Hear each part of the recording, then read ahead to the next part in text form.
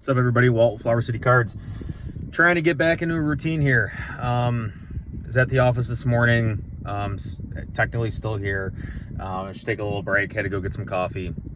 But today we're going to be taking a walk down memory lane, and as we approach the summer slowdown here, right? And for the new people, the people who just came in, and things are feeling slow, stagnant, maybe some retraces here and there for most products. Just keep in mind, nothing is permanent. Everything you're feeling, everything you're going through, everything and every product goes through sort of like I don't call it a hype life cycle, but almost like a cycle of different feelings that the general public has toward those products, right? And I'm just going to kind of go down the list here off the top of my head, right? Somebody being back in this since 2019, remember when Vivid Voltage booster boxes were $200 to $300, right? Out the gate. Nobody could get their hands on them. Remember when Rainbow Rares were the only chase? That was the chase. Think about that. They don't even have Rainbow Rares anymore. They have gold cards that are now significantly harder to pull, but before it was like you had a full art, there was a little bit of like waifu, full art trainer, female hype, whatever that was going on for a while, and then it was Rainbow Rares. Like, Rainbow Rares were the chase. Obviously, comparing that to today, that's not the case anymore, right? So Rainbow Rares were the chase. Remember when that was the time? Like, if you guys were here, you guys will know. But like those pulls, like back to Sun and Moon, outside of like the tag team block, the last like 4 sets, that was the chase, guys. Fast forwarding a little bit, remember when Evolving Skies was $140, $150, $160 a booster box, and I could go on to Hills Wholesale Gaming and buy cases of them for that price. Like, Evolving Skies was not a slam dunk. It was not a slam dunk out the gate. That was not the feeling, right? When you bought these boxes, it wasn't like, oh, this is definitely going up. This is definitely going to be a home run. These are going to be $2,000 a booster box. It was, okay, investing's hard. Buying and holding product is hard right now. This product, everybody likes Evolutions, right? Umbreon, I would say Umbreon has really taken off in the last 5 years. I would say like Evolving Skies is like the set that I think really put Umbreon on the map, and probably put Evolutions more on the map. I know that Evolutions have always been popular, but specifically that's what I think kicked it off. So like, yeah, like in hindsight now, sure, that was a great set, but I mean, remember when they were 140, 150, 160 and everybody could pick them up? They were around, they were out there. Remember when Brilliant Stars was on Pokemon Center for $143 and whatever cents for the longest time, and you could actually buy the booster box on Pokemon Center and arbitrage and flip them locally. Probably really couldn't do it online because TCG Player technically was like higher, but that was to offset the costs and the taxes that would get you inevitably back down to the price you paid on Pokemon Center. But you could buy those all day on Pokemon Center, and no, they weren't really coming in cases. I heard different like stories, but that's besides the point. Just remember when Brilliant Stars was sitting on Pokemon Center, currently a $600 booster box today. Nobody, like, and I'm not saying nobody, but like the majority of people were not buying those booster boxes. So think about that. Why weren't people buying those booster boxes if it was so obvious, right? If it was so obvious and everything goes up over time, why were people hesitant to buy those? And you just have to kind of think, like, what were people feeling? Because the feeling is really what drives this market, not the math. You have people who look at the math and look at the numbers. But the majority of people, the majority is what drives the numbers, not the people who look at the numbers. Keep that in mind, because the people who look at the numbers and the people who look at the math are a very, very small subset. The analytical people are not the drivers of this market. Remember when 151 UPCs sat at Costco, sat at distribution for $400 a case? What are those now? Are those $1,000 a piece? $4,000 a case? 10x? There's just endless examples, right? And was I one of the people who were buying those? Yeah, I bought, I mean, at the time I was a much smaller operation. I bought, I think, a couple cases. I don't have them anymore. I have 2 single UPCs that I got in a purchase, a large local purchase a while ago. But I didn't hold on to them, right? I bought them. They appreciated. I think I sold them when they 2x'd.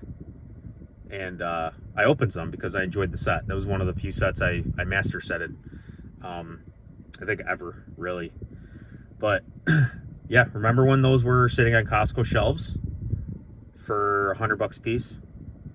Distribution, open order. Not only were they at distribution, they counted towards your spend. You could buy $400 151 UPC cases, and they would apply that to your spend for your account. Not that that really mattered back in the day, because you could kind of order what you wanted and you would get it. But it just shows you sentiment changes, things change in the market.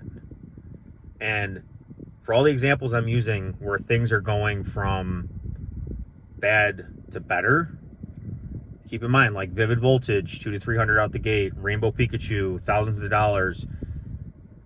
It could go the other direction. So be careful out there, and keep in mind that hype, feelings, emotion is what drives this, not the math, not the analytical core in this hobby that are taking calculated risks. It's the hype and the emotion and the FOMO and all of the non-objective factors that are driving the market, right? Remember when vintage boomed during COVID? Remember where we went from, I don't know what it used to be, because this is roughly like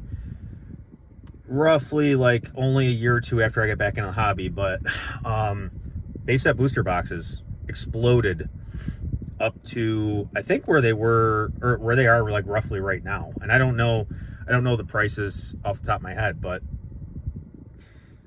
remember when vintage boomed, right, during COVID? Remember when everything was just like, it felt like free money. It felt like everything was on easy. It felt like you could buy something today, and tomorrow or the next week or the next month, you were going to sell it at 10, 20, 50% margin. Feel like what we kind of just went through a little bit? History repeating itself? No real catalyst outside of maybe the gambling epidemic that we have going on right now. But there's so many other things in vintage, right? Like, I just remember going through that. And then remember when it crashed? Remember when like all those PSA 10 vintage cards dropped significantly, all the sealed dropped significantly, and it stayed stagnant and dropped and just stayed down there for like 5 years until here we are back today. It recovered all the way. So this hobby's cyclical, guys. Just keep in mind, emotions can run hot and emotions can run dry. And where there's money today, there might not be tomorrow. So just remember that. Remember that things can change. Remember when Crown Zenith was $4 or $5 a pack? Sea and Sky boxes were printed into the ground. Those Morpico, I don't know how you pronounce his name. Those V Union premium collection boxes, I think is what they were. Open order, open season at distribution.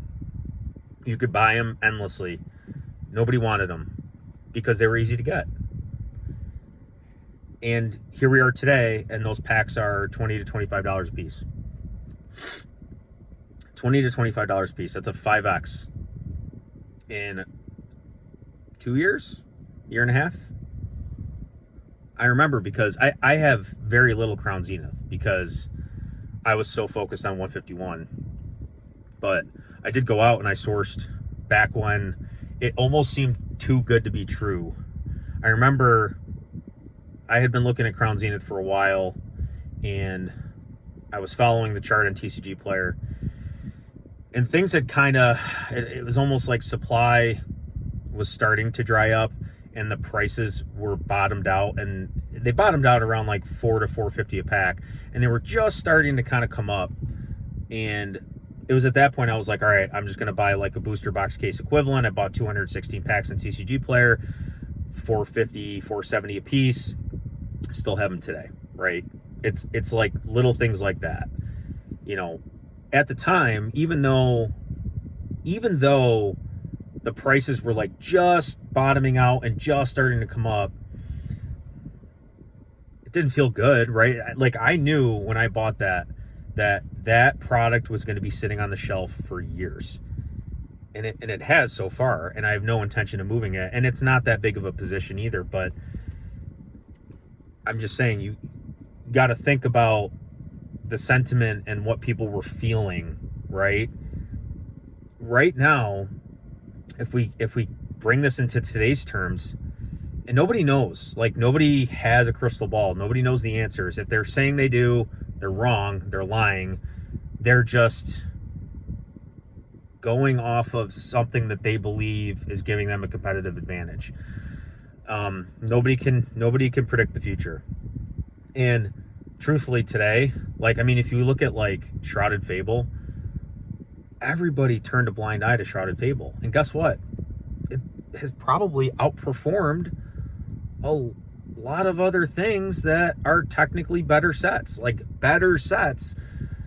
from a artwork, hits, number of cards in the set perspective. Like Shrouded Fable is one of the weaker sets, but it's been outperforming other things because people weren't paying attention, and Pokemon pays attention, and they didn't need to reprint that set because it was sitting on shelves. Like, these are the types of things, like you almost need to buy the feeling. You need to buy the emotion, right? Don't buy the numbers, right? Because like we look at Destined Rivals right now, $600-700 a piece, a booster box. If they come out and, you know, what some people online have been saying comes to fruition, and they destroy the market with supply with Destined Rivals booster boxes, that 600 goes to 300 overnight, or 400, right? I don't think that's unreasonable. That's still really healthy, right? Especially like if you got in at like $200-300 a piece. But 600-700, people are going to say, I'm going to take my profits, I'm going to leave, I'm going to go put it into something else. Like, that's a riskier play. And not even riskier, but like if we look at the upside, if you look at like a new set, right? Let's look at a new set like Pitch Black. If you could buy booster box cases at $200 a piece, what are the chances? And I guess it might be pretty close. What are the chances that booster box case goes from $1,200 to $2,400 versus a Destined Rivals booster box case going from $3,000 to $6,000? Which one is more likely? It's hard to say. And that's partially why I buy a little bit of everything. But I'm probably like 60-40, Pitch Black is a better play. But then that's just talking about the upside. If we're talking about the downside, that's when it becomes 90-10 for me, because if they come out and reprint Pitch Black, number one, distribution is probably going to sell at a higher price, and number two, it's already at the kind of like market accepted $200 min is probably where it's going to bottom out. Destined Rivals could fall a lot. And I know I'm just getting off into this weird tangent, but again, it just goes back to buying the emotion, buying not necessarily the best set, but buying the best balanced upside versus downside too. And that's partially why I'm going back and kind of rehashing all these things, all these examples, because it's hard. Like right now everything's easy, but that's what's hard, because as somebody who's been here through at least one full hype cycle, I know what it feels like. And I'm not sitting here trying to say like I've been here forever. I know there's people who've been here so much longer than I have and have so much more experience and do so much more in this hobby. Like, I'm just saying I've experienced it. I know what it feels like. It doesn't feel good when we're on the other side of the coin, and a lot of new people have not experienced it yet. And that's kind of scary. It's kind of scary because we've been bulling for so long, and it just makes me think, like, once we start bearing, you know, the longer the bull cycle, does that mean the longer the bear cycle? I don't study markets, and I don't study market psychology, but it feels that way. It feels like it. Yeah, it's just crazy. It's crazy. Let's think before I wrap this video up. Also, remember when chases and new sets were like $100 or less? Like, does anybody remember that? Like, a new set would come out, and there weren't your $300, $400, $500 chases. It seems like, even though, you know what's funny? Like, we're going through Mega Evolution right now, and outside of Mega Base, Phantasmal Flames, I guess, like the you know, Mega 3, 4, and 5, your Pitch Black, Chaos, and Perfect Order. All three of those sets, I mean, can make an argument Perfect Order is the weakest of the three. I know it is. All three of them stand on their own. They all have chases. They're all technically weak, but they all have at least a chase. Like, they all have something you're going after in that set. So I just compare those three sets. Like, those three sets would have blown, with the exception of like a handful of sets like Evolving Skies or whatever, Fusion Strike, maybe the Charizard V from Brilliant Stars, the Giratina Lost Origin. Those three sets that we just got would have blown most sets out of the water in terms of release and performance and the type of cards that are within that set. And nobody seems to care about that, and nobody seems to keep that in mind, that like things are just different. And I don't know if it's just we're on this bull run or we're on just a complete transformation. Like, the whole hobby has transformed, and maybe we're not even on a bull run, and this is just the new norm, and the next time we have a bull run, it's going to be something we didn't expect, and then we come back down to slightly above where we are today. Like, it's really interesting. And I think obviously a function of that is just new people continue to outpace, new people coming into the hobby continue to outpace those leaving the hobby. And as long as that continues, I think we can all agree that this hobby's not gonna slow down. So on that note, I am gonna wrap it up. We're at 20 minutes, but if you guys appreciate or like this kind of content, please consider supporting me. Leave me a follow, drop a comment below. You know, out of those examples, you know, were you here through like the Sword and Shield days? Were you here through the Scarlet Violet days? It's hard to believe that Sword and Shield was two eras ago. Were you here during the COVID days? Like, what about the examples I gave, which one is like the most shocking to you, right? That you couldn't believe that happened, and based on where we are today in hindsight. So leave a comment below if you made it this far. And as always, I appreciate you guys listening to me ramble, and I'll see you guys next time.